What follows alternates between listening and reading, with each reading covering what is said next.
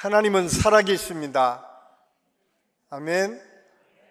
예수 그리스도는 부활하셨습니다. 이것을 믿는 것이 그리스도인들입니다. 가장 분명한, 가장 확실한 이 사건이 내 안에 믿음으로 확고하게 정착되고 그 믿음을 가지고 살아갈 때 우리는 이 세상을 거뜬히 이겨나갈 수 있습니다. 그럼에도 불구하고 우리가 살아가는 이 시대는 확실한 것을 찾고 또 찾아서 마치 그것이 확실한 것처럼 믿으려 하고 사는 것이 오늘 현대 사회 속에서 보여지는 사람들의 모습임을 우리가 발견하게 됩니다. 무엇이 옳고 그른지, 무엇이 진짜인지 가짜인지 분간하기 어려운 시대, 거대한 변화가 있기 때문에 매일매일 우리가 보다 분명한 것을 붙잡고 살기를 원하지만 그러지 못하고 있는 것이 오늘 현대인들의 모습인 것을 우리가 발견하게 됩니다.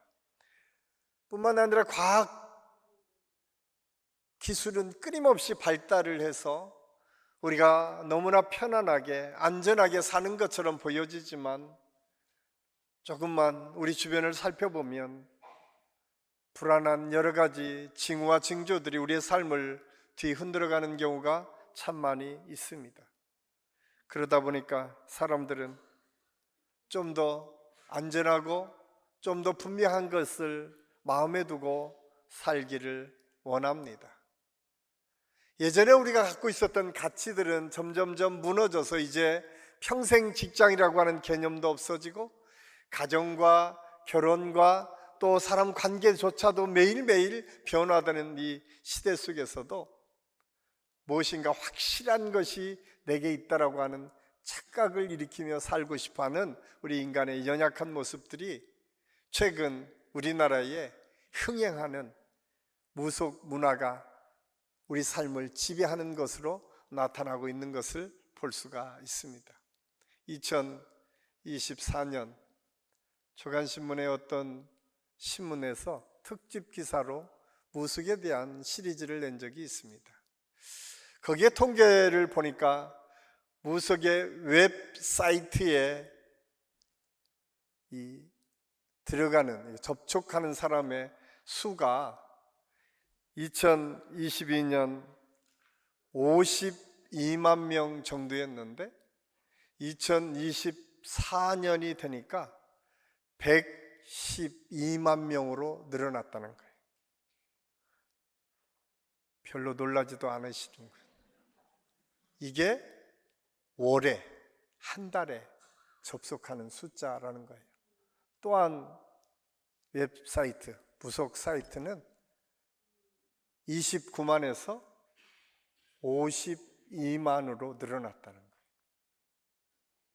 더 놀라운 것 한 가지, 이게 무료가 아니라 유료라는 거예요.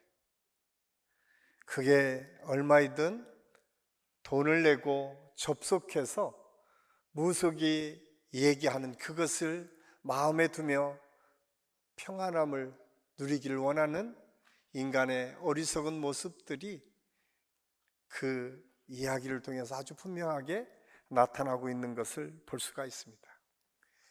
그런데 다른 분들은 2부 때도 별로 놀라지 않으시더라고요. 그런데 더 놀라운 것, 이 접촉하는 사람들의, 왜냐하면 이 접촉을 하면 나이 물어보고 그러잖아요. 그러니까 주종을 이루는 게 20대, 30대 여성이라는 거예요. 참 놀랍지 않습니까? 굉장히 지혜로울 것 같고 뭔가 과학적인 것이 아니면 마음을 둘 것 같지 않은데 무속의 웹사이트에 들어가서 자기의 삶을 나누고 거기에서 평안을 누리는 인간의 연약한 모습들이 우리 안에 언제나 있다라고 하는 사실을 알 수가 있습니다. 이것은 불안한 시대를 살아가는 많은 이들이 마음의 위로와 평안을 얻기를 원하고 또 무속 콘텐츠를 통해서라도 내가 좀 더 편안했으면 좋겠다라고 하는 것을 반증하는 모습인 것을 알 수가 있습니다.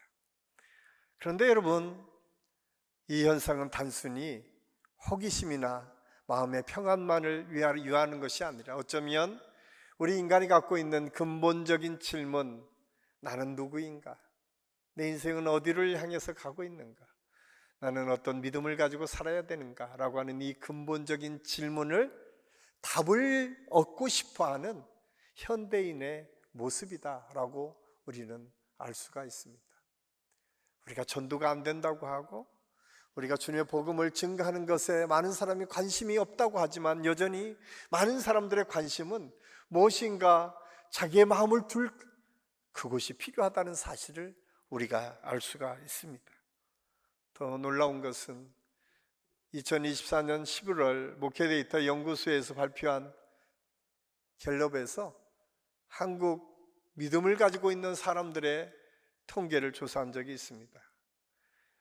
예전에 믿음을 왜 갖느냐, 믿음의 목표가 무엇이냐 물으면 대부분 예수 그리스도가 진리이시기 때문에, 예수 그리스도를 믿고 영생을 얻는 축복이 있기 때문에, 내가 예수 믿는 사람이 하나님의 나라를 꿈꾸며 나가기 때문에 라고 하는 것이 대부분 대답이었지만, 지금의 1위는 마음의 평안을 얻기 위함이다 라고 이야기한다는 거예요. 이 사실은 단순히 우리 그리스도인들만 그런 것이 아니라 다른 모든 종교의 가장 앞선 순위 1위가 마음의 평안을 얻기 위함이다. 예전보다 훨씬 더 편안한 시대를 살고 있지 않습니까? 예전보다 먹을 것 걱정이 없는 시대를 살고 있고, 예전보다 따뜻하게 잘 수 있는 공간에서 훨씬 더 잘 사는 것이 우리 인생의 모습인 것 같은데, 심리적으로 우리는 더 불안한 시대를 살고 있는 것이 오늘의 이 통계를 통해서 보여주는 현상인 것을 알 수가 있습니다. 그런데 이러한 불안한 시대에서 우리가 잊지 말아야 될 것이 있습니다. 이 모든 것을 극복하고 이겨나가는 놀라운 능력이 있는데, 그 능력의 말씀을 하나님께서는 베드로전서 1장 3절에서 이렇게 우리에게 말씀해주고 있습니다. 우리 같이 한번 읽겠습니다. 우리 주 예수 그리스도의 아버지 하나님을 찬송하리로다. 그가 많으신 긍휼대로 예수 그리스도를 죽은 자 가운데서 부활나게 하심으로 말미암아 우리를 거듭나게 하사 산 소망이 있게 하시며. 그렇습니다. 성경은 아주 분명하게 선언합니다. 예수 그리스도가 산 소망이고 변하지 않는 반석이고 우리를 책임져 주시는 하나님이심을 성경은 아주 분명하게 말씀합니다. 부활 소망이야말로 불확실한 시대를 살아가는 우리 모두에게 확실한 믿음으로 보장된 하나님의 축복의 선물임을 성경은 우리에게 말씀하고 있습니다. 불확실함과 고독, 두려움과 죽음을 이기는 유일한 소망은 예수 그리스도의 부활, 그리고 그 부활을 믿는 믿음에 있음을 우리는 잊어서는 안 됩니다. 설사 잠시 우리에게 이 무속 신앙이 조금 위로는 줄 수 있지만 우리의 영원한 생명을 보장해 주지는 않습니다. 우리에게 때로는 속고 살면서 거기에서 위안을 얻는 것 정도는 우리가 얻을 수 있지만 그것이 영원하지 않습니다. 영원하고 변하지 않는 진리, 그것은 오직 예수 그리스도, 부활하신 예수 그리스도밖에 없음을 우리는 알아야 됩니다. 저는 이 믿음의 고백이 우리 모든 성도들의 고백이 될 수 있기를 간절히 소원합니다. 이 놀라우신 축복을 우리에게 주셨는데, 이 축복을 우리가 누리고 살면서도 우리는 참 연약하죠. 그래서 늘 의심을 하며 삽니다. 오늘 우리가 읽은 마태복음 28장 16절에서 20절 말씀이 바로 그 내용입니다. 우리가 잘 아는 것처럼 이 말씀은 예수님께서 부활하시고 나서 제자들을 다시 모이게 하시고 다시 사명을 주십니다. 이제 가라, 너는 부활의 증인으로 살아라. 너희가 이제 나를 피해서 갔지만 다시 믿음으로 너희가 세상에 부활의 증인으로 살아라 라고 하는 사명을 주시는 장면이 오늘 성경에 소개되어 있습니다. 그런데 이 소개된 내용을 보면 그들이 대단한 사람들이 아니었어요. 어떻게 보면 가장 연약한 사람들이었습니다. 그 이유가 뭘까? 오늘 말씀해 보니까 부활 증인의 출발점은 완전한 믿음이 아니라 순종에 있기 때문에 가능했다라고 하는 사실을 우리가 깨닫게 됩니다. 오늘 우리는 확실히 결핍된 시대를 살고 있습니다. 정보는 넘쳐나지만 마음은 털어 불안한 시대. 그런데 이런 모습은 지금만 있었던 것이 아니라 예전에도 있었던 것 같습니다. 더 놀라운 것은 오늘 2000년 전 갈릴리 산에 모였던 제자들의 모습이 그랬음을 알 수가 있습니다. 오늘 16절, 17절은 이렇게 말씀을 시작합니다. 우리 같이 한번 읽겠습니다. 11 제자가 갈릴리에 가서 예수께서 지시하신 산에 이르러 예수를 뵙고 경배하나 아직도 의심하는 사람이 있더라. 오늘 이 말씀을 전가했던 마태, 그는 너무나 솔직한 표현을 합니다. 지금 이 현장은 무엇입니까? 부활하신 예수님을 만난 현장입니다. 십자가에 달리시는 것을 자기들이 분명히 보고 확인하면서 다 도망갔습니다. 아니, 제자 베드로는 3번씩이나 예수님을 부인했습니다. 그것도 무서워서 멀찍이 따라가던 제자들, 이제 예수님께서 십자가에 못 박혀 죽으시자 그들은 다 예수님을 떠나서 각기 예전에 자기가 고향으로 다 돌아가 살았던 사람들이었습니다. 오늘 이 말씀에 등장하는 인물들이 바로 그렇습니다. 그런데 이 마태의 복음은 그런 제자들이 부활하신 예수님을 지금 앞에 두고 있잖아요. 만나고 있잖아요. 오라고 해서 와서 예수님을 만나고 있잖아요. 그런데 그 결론이 뭐예요? 아직도 의심하는 사람이 있더라.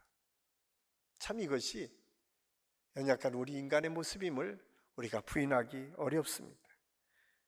오늘날 우리가 많은 고민이 우리에게 있지는 않습니까? 우리는 예수님을 믿고 하나님의 살아계심을, 예수 그리스도가 부활하셨음을 믿었다고 하면서도 우리는 매일매일 의심하며 살고 있지는 않습니까? 하나님이 계시다면 왜 내 기도는 응답해 주시지 않는 걸까? 하나님이 계시다면 왜 저런 일들이 계속 일어나서 우리 믿는 사람들까지 어렵게 만드는 것일까? 나는 믿음을 가지고 열심히 살려고 애쓰고 노력하고 있는데 내 삶은 왜 풀려지지 않는 것일까? 라고 하는 고민이 우리에게 있지는 않습니까? 그러면서 또 우리는 의심하고 과연 하나님은 살아계신가? 그런 의심이 매일매일 우리 안에 있습니다. 그런데 오늘 성경은 그런 의심 있는 사람들을 예수님께서 부르시고 다시 말씀하셨다는 거예요. 가라. 세상을 향해서 가라. 그런데 이 모든 모습들을 보네퍼 목사님은 이렇게 표현하고 있어요. 나를 따르라고 하는 책에서 순종은 이해 이전에 요청된다. 주님의 말씀을 이해하려고 기다리는 동안 순종은 이미 주님을 만나게 한다. 순종은요, 이해하기 전에 먼저 따라하는 거라는 거예요.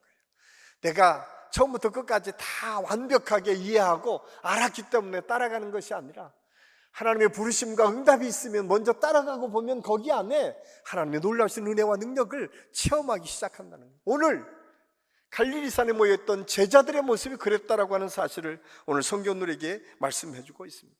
그렇습니다. 의심은 불신앙으로만 직결하지 않습니다. 의심은 때로 순종을 통해서 그 의심이 확신으로 변해지는 것들을 경험할 수 있음을 알 수가 있습니다.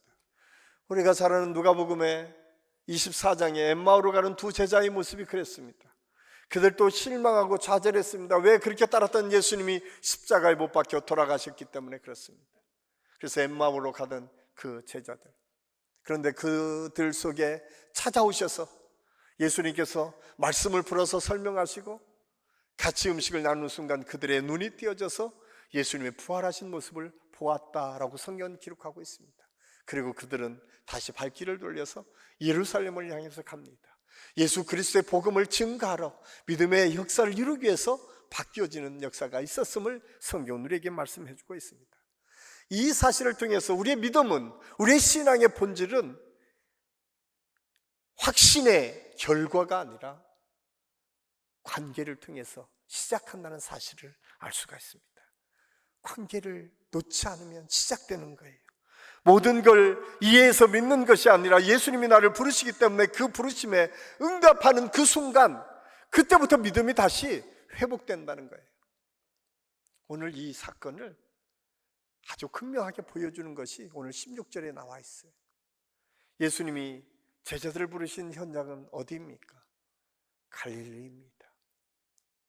예루살렘이 아니었어요. 안디옥도 아니었습니다. 휘황찬란하고 대단한 믿음의 현상들이 보였던 그 현장이 아니에요. 어촌 갈릴리였어요. 그런데 여러분, 갈릴리는 어디입니까? 갈릴리는 제자들이 예수님을 만난 곳입니다. 저는 이 말씀을 묵상하면서 그런 생각을 했습니다. 우리가 부활의 믿음을 받는 그 순간이 어디일까? 우리의 믿음의 장소가 다시 회복돼야 돼요. 예수님을 만났던 그 순간이 기억될 수 있어야 돼요. 예수님을 만나서 예수님께서 주신 그 은혜 때가 언제인지 다시 우리 마음에 회복될 때 그 믿음은 시작된다는 사실을 오늘 성경 우리에게 말씀해 주고 있습니다. 사랑하는 성도 여러분, 아마 모태신앙이어서 기억되지 않는 분들도 있을 것입니다. 그러나 분명한 것은, 분명하게 우리의 일생에 믿음을 가지고 살아가는 그 순간 주님께서 우리를 만나주셨던 그 시간들이 있을 것입니다. 그 장소가 있을 것이고 그 때가 있을 거예요. 그것을 회복하십시오. 그것이 믿음을 출발하는 시작임을 오늘 성경 우리에게 말씀해 주고 있습니다. 예수님께서 갈릴리에 그 제자들을 초청한 이유가 무엇입니까? 갈릴리의 현장에서 예수님께서 한 사람 한 사람을 불러주셨습니다. 그리고 그들을 통해서 새로운 하나님의 나라를 말씀해 주셨고 하나님의 역사를 보여주셨습니다. 우리가 신앙생활하면서 우리의 믿음이 어렵고 힘들 때에, 불확실한 것처럼 보여질 때마다 우리가 기억해내야 될 것은 갈릴리입니다. 내가 믿음을 처음 가졌을 때, 처음 우리 주님을 만나고 그 은혜를 경험했을 때가 언제인지를 깨닫고 그것을 회복할 때에 우리의 믿음이 다시 시작되고 그것이 부활지인의 출발점임을 깨닫고 우리 모든 성도들의 삶에서 그런 하나님의 은혜와 축복이 있을 수 있기를 예수님의 이름으로 간절히 축원합니다. 꼭 기억하십시오. 그 순간을 찾으면 바로 그때부터 하나님의 역사가 일어납니다. 뿐만 아니라 오늘 성경은 그 부활의 역사를 통해서 부활 소망은 세상을 향한 복음 증인의 삶으로 나타난다는 사실을 말씀해 주고 있습니다. 본문 속에 갈릴리에서 예수님을 만났던 제자들은 다 불안한 사람들이었어요. 여전히 완전한 믿음을 갖고 있지 못했어요. 그럼에도 불구하고 그들에게 한 가지 중요한 사실이 있었어요. 오늘 예수님께서 그들을 부르시고 말씀하십니다. 그러므로 너희는 가서 모든 민족으로 제자를 삼아, 사명을 주십니다. 의심 많은 제자들, 세상적으로 보면 실패하고 아무것도 할 수 없는 것 같은 사람들을 모여놓고 지금 예수님께서 야, 세상으로 가라 라고 말씀하세요.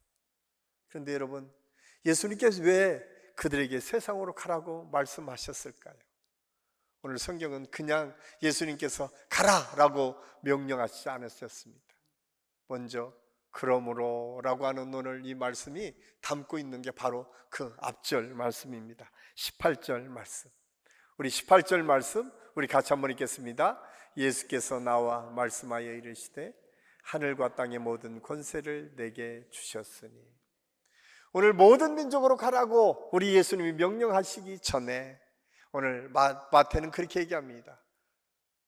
예수님께서 말씀하셨다. 그런데 그 말씀은 내게 세상의 모든 권세를 주셨다라고 말씀하시면서 그러므로 너희는 가서, 그러니까 예수님이 모든 권세를 가지셨기 때문에 너희는 내 명령을 따르라 라고 하는 것이 오늘 말씀의 내용인 것을 알 수가 있습니다. 여러분, 우리가 주님의 복음을 증거한다라고 하는 것은 단순히 내가 가는 것이 아니라 나를 통해서 예수 그리스도의 복음이 증거되는 것임을 우리가 잊어서는 안 됩니다. 복음 증거의 삶을 살라고 우리 주님이 명령하셨을 때에 오늘 주신 말씀, 세상 모든 민족 위에 뛰어난 권세자가 예수 그리스도이심을 선언하신 것. 여러분, 그들이 지금까지 만났던 예수님은 어떤 분이셨습니까?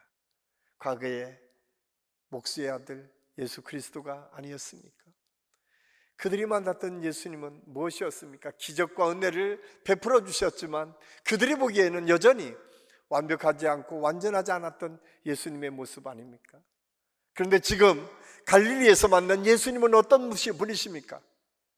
부활하신 예수님이십니다.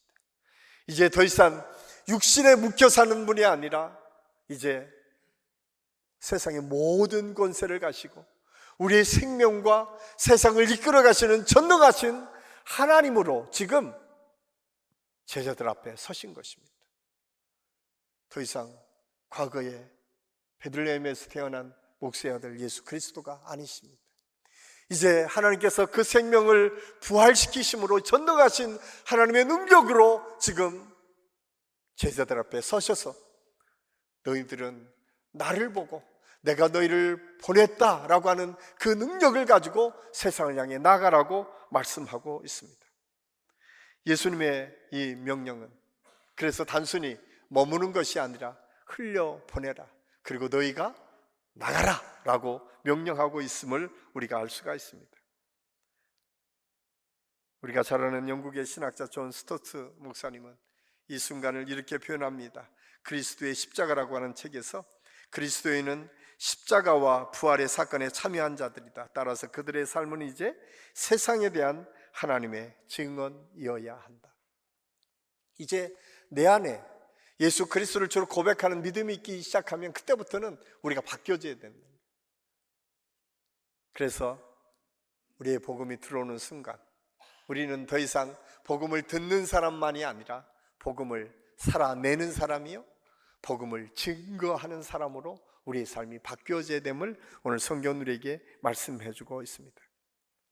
그런데 그것이 우리의 삶의 현장에서 모든 민족으로 제자를 삼아 인종과 국가와 사람을 넘어서 하나님의 복음이 선포되고 증거된다는 사실을 우리에게 말씀해 주고 있습니다. 그런데 그 삶의 현장의 출발은 우리 가정에서부터입니다. 여러분이 매일매일 만나는 사람들에서부터 우리가 복음 증거의 삶을 살 수 있어야 됩니다. 사랑하는 한식교회 성도 여러분, 여러분은 얼마나 예수 그리스도를 증거하며 사셨습니까? 지금까지 예수 그리스도를 믿는 것을 나의 평안과 위로만, 우리 집이 잘 되기를 원하는 것만 생각하며 우리의 신앙을 가지고 살고 있지는 않았습니까? 오늘 성경은 너희는 가서 복음을 증거하고 제자 삼는 것이 너희의 사명이고 목표가 되어야 된다는 사실을 우리에게 말씀해 주고 있습니다. 그런데 이것은 쉽지 않습니다. 이런 말씀을 들을 때마다 우리는 아이고 나는 배운 게 없는데요, 나는 그런 능력이 없는데요, 나는 그런 지위가 없는데요, 내가 할 수 있는 것이 아무것도 없는데요 라고 생각할 수 있어요. 그렇습니다. 저 스스로가 보면 한 사람을 설득한다는 것 쉽지 않습니다. 그런데 복음을 증거하면 그 복음에 능력이 있다라고 성경은 말씀하고 있어요. 이 사실을 깨달았던 사람이 사도 바울입니다. 그는 고린도서 4장 7절에서 이렇게 고백하고 있습니다. 고린도후서 4장 7절, 우리 같이 한번 읽겠습니다. 우리가 이 보배를 질그릇에 가졌으니 이는 심히 큰 능력은 하나님께 있고 우리에게 있지 아니하게. 아멘. 여러분, 우리가 복음을 증거한다는 것은 내가 잘나고 똑똑해서가 아니라는 거예요. 질그릇과 주리는 연약합니다. 그냥 놓치면 깨질 수밖에 없습니다. 그런데 사도 바울은 그렇게 고백합니다. 내 안에 보배가 있다는 거예요. 내 안에 예수 그리스도가 계시다는 거예요. 내 안에 전능하신 하나님의 능력의 역사가 내 안에 있다는 거예요. 그것이 오늘 성경이 우리에게 복음을 증거하라고 하는 명령을 주시면서 오늘 예수님께서 제자들에게 가르쳐 주신 비밀입니다.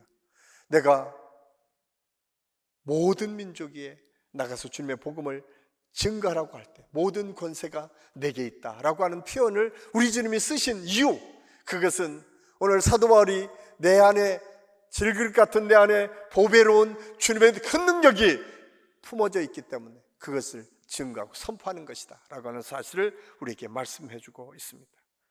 사랑하는 한식교회 성도 여러분, 여러분은 지금까지 어떻게 사셨습니까? 혹시 여러분이 세상에 지치고 힘들고 어려워서 포기하고 싶은 일들이 있었습니까? 우리는 포기할 수밖에 없지만 우리 안에 계신 성령님의 역사, 우리 안에 계신 그리스도의 능력은 변함없이 우리를 다시 주님의 복음을 증거하는 자리로, 우리를 힘들고 어렵지만 그것을 능히 이겨나갈 수 있는 능력의 자리를 우리를 인도하시고 함께해 주시는 줄로 믿습니다.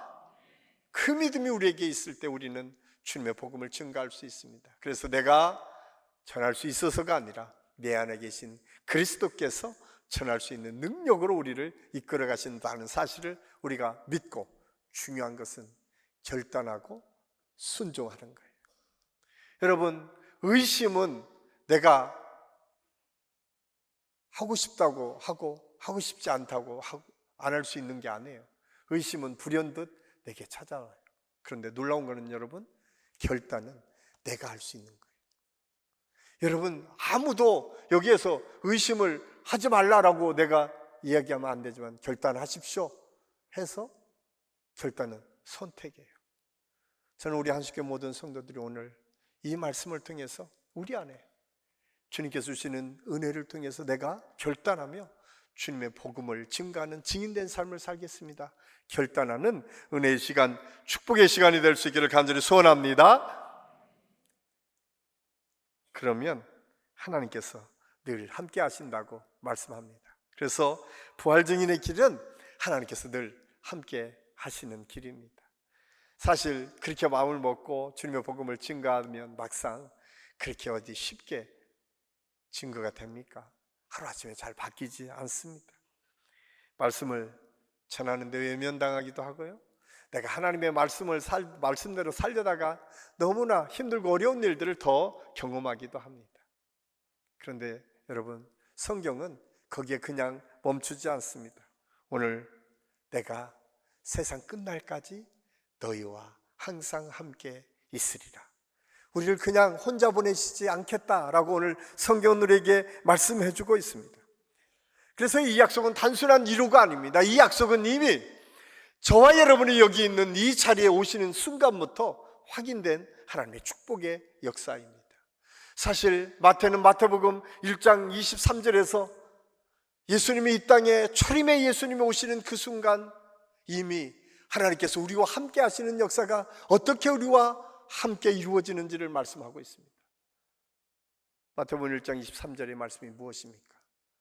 아들을 낳으니 그 이름을 임마누엘이라 하리라. 임마누엘, 하나님이 우리와 함께 계시다.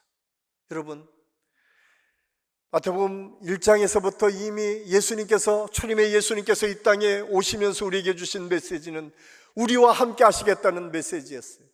우리는 그분을 잘 알지 못하고 그분을 받아들이지 않았지만 성경은 끊임없이 우리 주님께서 이 땅에 오시는 그 순간부터 우리와 함께 하시겠다고 말씀하시고, 그 예수님이 이 땅에 오셔서 우리와 함께 하셨음을 성경은 우리에게 말씀하고 있습니다. 이 세계의 역사는 아주 분명하게 예수님이 이 땅에 오심을 증거하고 있습니다.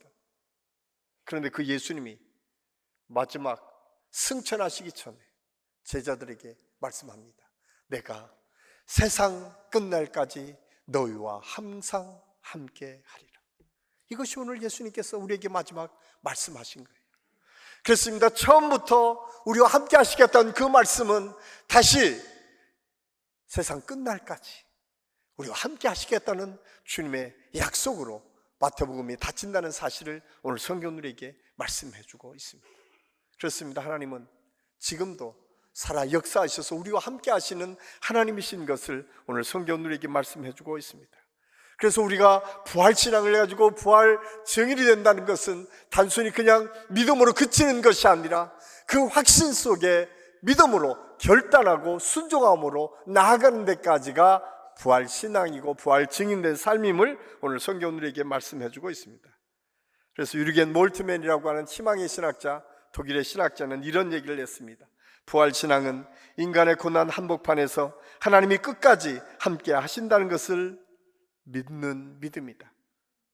십자가와 부활은 결코 분리될 수 없다.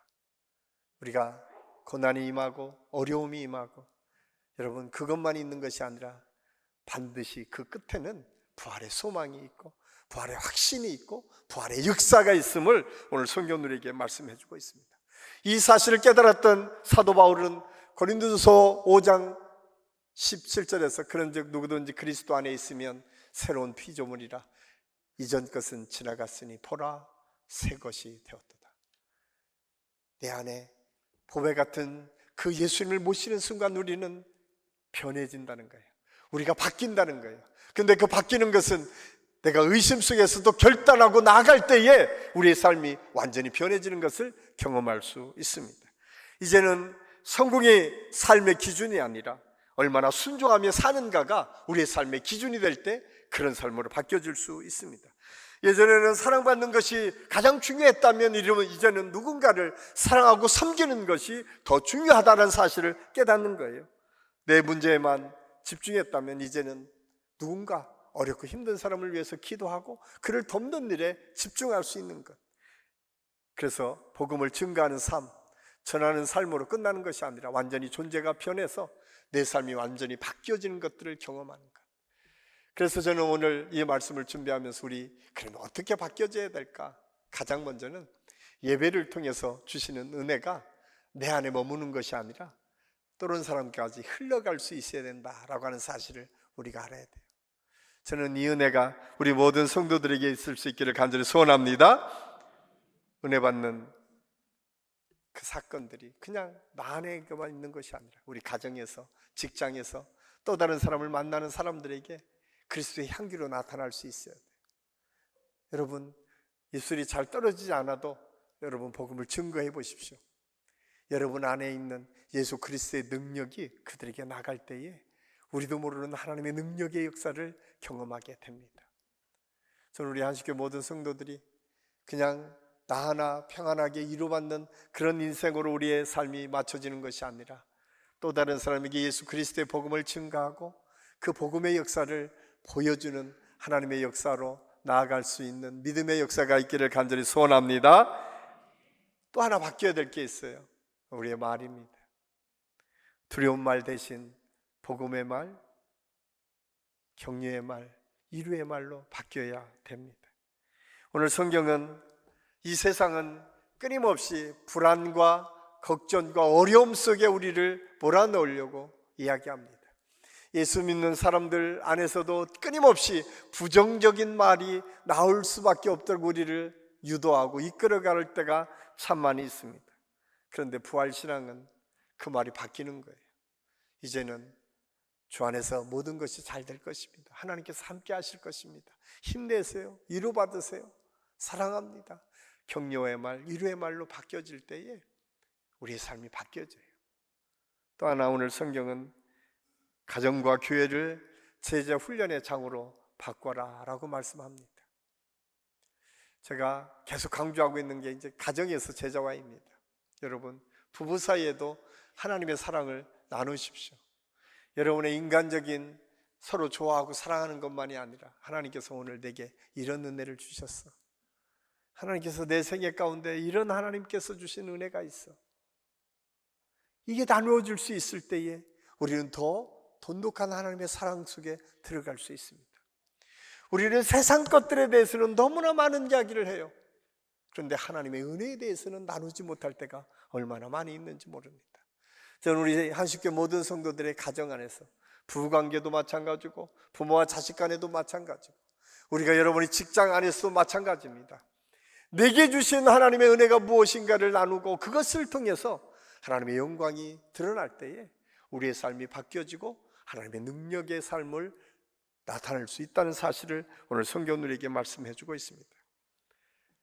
그렇습니다. 우리는 하나님의 대사로 하나님께서 우리를 부르셨어요. 그냥 저와 여러분을 부르신 게 아니라 하나님의 대사로 부르셨다.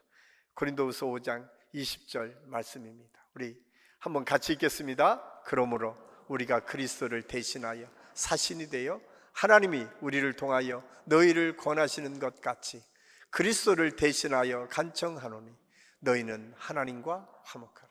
오늘 사도 바울이 그것을 말씀합니다. 사신이 돼요. 우리가 하나님의 대사라는 거예요. 저는 우리 하시게 모든 성도들이 가는 곳곳마다 이런 확실한 믿음이 있을 수 있기를 간절히 소원합니다. 꼭 기억하십시오. 여러분은 하나님이 여러분에게 맡겨주신 하나님의 대사입니다. 우리 한식교 모든 성도들이 가야 될 그 믿음을 가지고 살아야 될 가장 중요한 이유, 그것은 우리 가정이나 직장이나 특별히 우리 한식교에게는 한국 민족을 신자화하는 비전과 꿈을 통해서 세상을 향해 주님의 복음을 증거해야 될 사명이 우리에게 있음을 깨닫고, 오늘 사도 바울이 고백한 것처럼 대사로 나를 세우신 하나님의 명령 앞에 내가 순종함으로 결단하며 나아갈 때에 하나님의 놀라우신 능력이 우리에게 임하게 될 줄로 믿습니다. 꼭 기억하십시오. 여러분, 우리가 순종으로 결단하며 나아갈 때에 우리는 그 순간순간 하나님께서 주시는 능력을 경험하게 될 것입니다.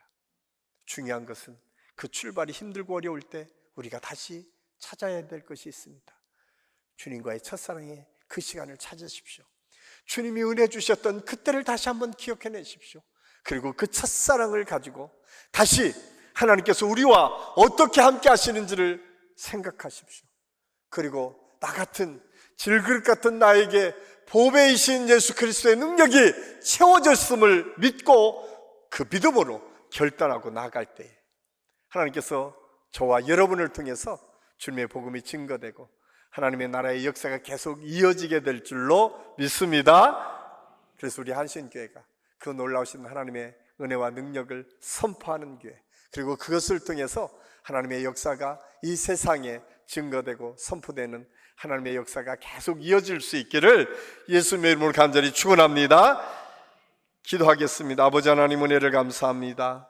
오늘 말씀을 통해서 우리의 첫사랑의 자리가 회복되어져야 부활의 믿음의 역사가 시작되어지는 것임을 말씀을 통해서 배웠습니다.